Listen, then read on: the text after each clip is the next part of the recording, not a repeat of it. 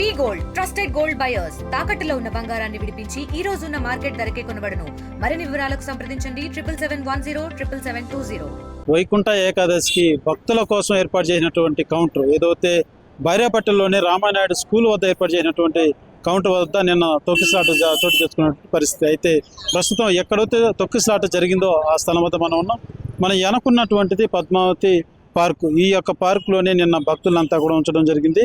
ఏదైతే మనం చూస్తున్నటువంటి ఈ గేటు ద్వారా నిన్న ఒక మహిళ లోపల అస్వస్థ గురవుతే ఆమెని బయటకు తీసుకొని వచ్చేటువంటి ప్రయత్నం జరిగింది. ఏదైతే మనం చూస్తున్నటువంటి ఈ చిన్న గేటు తీసి ఆ మహిళను బయటకు తీసుకురావాలనేసి ఓ పోలీస్ అధికారి ప్రయత్నించినట్టుగా సమాచారం. ఆమె తీసుకొని వచ్చే తరుణంలోనే ఈ యొక్క గేటు ఓపెన్ చేస్తున్న తరుణంలో అనుకున్నటువంటి లోపల ఏదైతే పార్కులో ఉన్నటువంటి భక్తులందరూ కూడా టోకన్ ప్రక్రియకి క్యూ లైన్లోకి వదులుతున్నారనేసి ఒక్కసారిగా అందరూ చొచ్చుకొని రావడం జరిగింది. ఏదైతే ఆ చిన్న గేటు మనం చూస్తున్నటువంటిది అది పెద్ద గేటు, అదొక చిన్న గేటు, ఒక మనిషి మాత్రం పట్టేంత ఉంటుంది.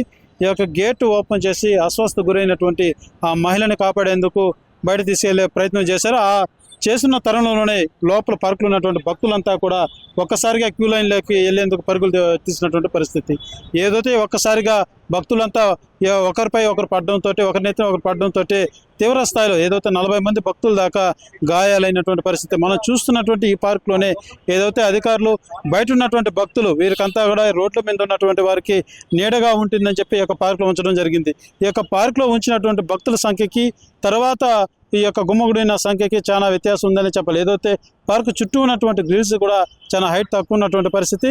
బయట ఉన్నటువంటి భక్తులు కూడా ఆ యొక్క గ్రిల్స్ నుంచి ఎక్కి దిగి పార్కులో చేరుకున్నటువంటి పరిస్థితి. ఏదైతే మొత్తానికి భారీ స్థాయిలో లోపల వదిలిన భక్తుల కంటే కూడా లోపల గుమ్మగుడినటువంటి భక్తుల సంఖ్య ఒకసారికి ఎక్కువైందని చెప్పాలి.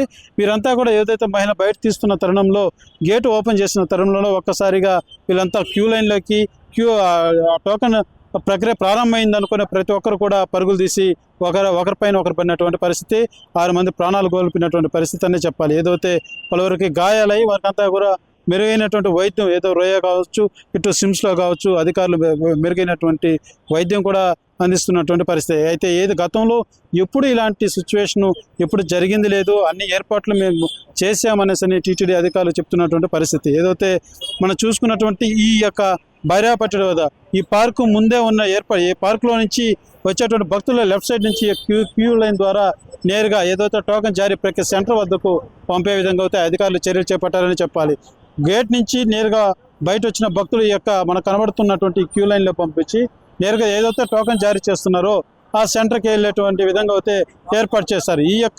ఈ లైన్ దగ్గర నుంచి ఏదైతే మనం చూస్తున్నాం ఈ స్టార్టింగ్ పాయింట్ దగ్గర నుంచి టోకన్ జారీ చేసేటువంటి ఆ సెంటర్ కాడికి ఒక 150 మీటర్ల డిస్టెన్స్ ఉంటుందనే చెప్పాలి. ఏదైతే ఈ లైన్ విధానం కూడా పకడ్బందీగా ఏర్పాటు చేసినప్పటికీ ఈ యొక్క కార్యక్రమాలు ఎన్ని జాగ్రత్తలు చేపట్టినప్పటికీ అనుకోనటువంటి పరిస్థితులు అనుకోనటువంటి విధానం నిన్న ఇక్కడ నడిచిందని చెప్పాలి. ఏదైతే ఒక్క మహిళ ప్రాణాల కోసం కాపాడేందుకు అధికారులు ప్రయత్నించడం, ఆ వెంటనే ఏదైతే అనుకున్నటువంటి భక్తులంతా కూడా మా లక్ష్యం అంతా కూడా టోకన్ తీసుకోవడం, స్వామిని దర్శించుకోవడం అనేసి ఎప్పుడు క్యూ లైన్లోకి వెళ్తామని ఒక్కసారిగా వాళ్ళంతా చొచ్చుకొని రావడంతో ఈ యొక్క పెను ప్రమాదం కూడా జరిగిందనే భావించాల్సి ఉంటుంది.